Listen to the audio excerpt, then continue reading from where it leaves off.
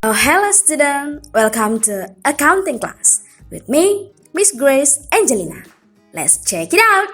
Pada pertemuan kali ini, kita akan membahas materi baru tentang bagaimana cara menyusun laporan laba rugi dan laporan perubahan modal. Selengkapnya, kalian boleh lihat di textbook akuntansi halaman 133 sampai dengan 139. Mohon perhatikan dengan seksama ya. Laporan laba rugi dan laporan perubahan modal adalah bagian dari laporan keuangan perusahaan. Laporan laba rugi adalah laporan keuangan yang menunjukkan pendapatan yang diterima dan beban yang dikorbankan suatu perusahaan selama satu periode tertentu.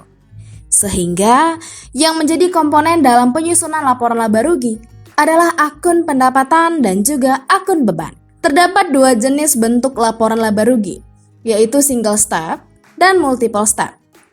Laporan laba rugi berbentuk single step terlihat sangat sederhana, dengan cara mengumpulkan seluruh pendapatan pada satu sisi dan mengumpulkan beban di sisi yang lain. Selanjutnya, menentukan laba atau rugi perusahaan dengan cara mencari selisih antara jumlah pendapatan dengan jumlah beban. Kemudian kita lanjutkan dengan laporan laba rugi multiple step, di mana sedikit lebih kompleks bila dibandingkan dengan bentuk single step. Namun bentuk laporan ini lebih rinci karena memisahkan pendapatan dan beban operasional dengan pendapatan dan beban non-operasional. Pendapatan operasional adalah pendapatan dari kegiatan utama perusahaan.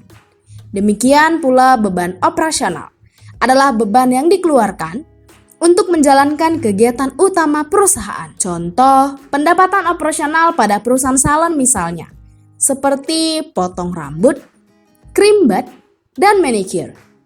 Contoh beban operasionalnya seperti gaji, perlengkapan salon, dan biaya penyusutan peralatan salon. Selanjutnya, pendapatan non-operasional atau disebut juga dengan pendapatan lain-lain, di mana pendapatan diperoleh bukan dari kegiatan utama perusahaan.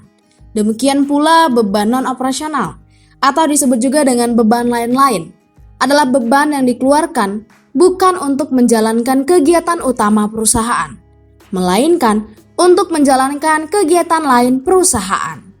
Contoh pendapatan non-operasional pada perusahaan salon misalnya seperti menjual sampo kepada pelanggan, padahal salon bukan perusahaan dagang, melainkan perusahaan jasa. Contoh lainnya pendapatan bunga dan pendapatan komisi. Sedangkan contoh beban operasionalnya seperti beban bunga. Adapun cara mengetahui apakah penyusunan laporan laba rugi sudah benar atau tidak dapat dilihat dari hasil akhirnya, yaitu laba atau rugi yang diperoleh ketika pendapatan sudah dikurangkan dengan beban. Kemudian, hasil akhir tersebut dibandingkan dengan hasil selisih kolom laba rugi pada kertas kerja. Jika keduanya menunjukkan hasil yang sama, artinya penyusunan laporan laba rugi sudah dilakukan dengan benar. Jika sebaliknya, artinya terdapat kesalahan atau kekeliruan dalam penyusunan laporan laba rugi. Misalnya terjadi kekurangan pencatatan, atau kesalahan penulisan nominal, atau kesalahan penghitungan, atau yang lainnya. Perhatikan pembahasan contoh soal berikut. Telah tersedia kertas kerja Salon Sejahtera per 31 Desember 2018. Dapat kita lihat bahwa Salon Sejahtera memperoleh rugi sebesar Rp460.000. Sekarang kita buatkan laporan laba ruginya. Kali ini kita membuatkan laporan laba rugi single step. Kita mulai dengan membuat judul tabelnya, yaitu Salon Sejahtera laporan laba rugi untuk periode yang berakhir pada 31 Desember 2018 dalam rupiah. Setelah itu kita buatkan kelompok akun pendapatan terlebih dahulu. Kita lihat di kertas kerja kolom laba rugi, akun pendapatan apa saja yang terdapat pada kertas kerja tersebut, yaitu pendapatan jasa sebesar Rp10.080.000. Nah, karena hanya terdapat satu jenis pendapatan saja, sehingga kita buatkan jumlah pendapatan sebesar Rp10.080.000. Kemudian kita buatkan kelompok akun beban. Kita lihat di kertas kerja kolom laba rugi, akun beban apa saja yang terdapat pada kertas kerja tersebut, yaitu beban gaji sebesar Rp6.500.000, beban listrik dan telepon sebesar Rp880.000, beban perlengkapan sebesar Rp2.200.000, dan yang terakhir beban penyusutan peralatan sebesar Rp960.000. Sehingga jumlah beban sebesar Rp10.540.000 dan diberi tanda dalam kurung yang artinya berkurang. Selanjutnya, kita hitung selisihnya dengan mengurangkan jumlah pendapatan sebesar Rp10.080.000 dengan jumlah beban sebesar Rp10.540.000. Nah, karena jumlah pendapatan lebih kecil daripada jumlah beban, maka artinya perusahaan sejahtera mengalami rugi sebesar Rp460.000. Dan hasil ini sama dengan hasil akhir atau selisih yang terdapat pada kertas kerja kolom laba rugi.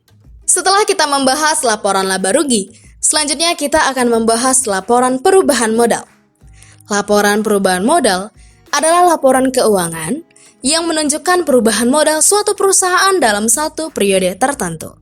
Sehingga yang menjadi komponen dalam penyusunan laporan perubahan modal adalah akun modal, laba atau rugi bersih yang diperoleh dari laporan laba rugi, dan akun prive. Perhatikan pembahasan contoh soal berikut. Kita mulai dengan membuatkan judul tabelnya, yaitu Salon Sejahtera, laporan perubahan modal, untuk periode yang berakhir pada 31 Desember 2018 dalam rupiah. Setelah itu, kita lanjutkan dengan membuat modal per 1 Desember 2018 dengan melihat kertas kerja kolom neraca, di mana besarnya modal yaitu sebesar Rp37.200.000. Kemudian kita buatkan yang dapat menambah atau mengurangi modal, dimulai dari rugi bersih, karena pada laporan laba rugi menunjukkan bahwa Salon Sejahtera mengalami kerugian sebesar Rp460.000 dan diberi tanda dalam kurung yang artinya berkurang. Kemudian kita buatkan prive Nyonya Sinta dengan melihat kertas kerja kolom neraca, di mana besarnya prive yaitu sebesar Rp700.000 dan diberi tanda dalam kurung yang artinya berkurang. Sehingga jumlah dari rugi bersih ditambah prive Nyonya Sinta sebesar Rp1.160.000 dan diberi tanda dalam kurung yang artinya berkurang karena rugi bersih dan prive sifatnya sama-sama mengurangi modal. Sehingga modal per 31 Desember 2018 menjadi sebesar Rp36.040.000. Sekian pembahasan kali ini tentang laporan laba rugi dan laporan perubahan modal. Sekarang, lanjutkan latihan yang sudah di-share di Edmodo di kelas masing-masing ya. Mohon kerjakan dengan teliti. Tetap semangat dan sampai jumpa di pertemuan selanjutnya.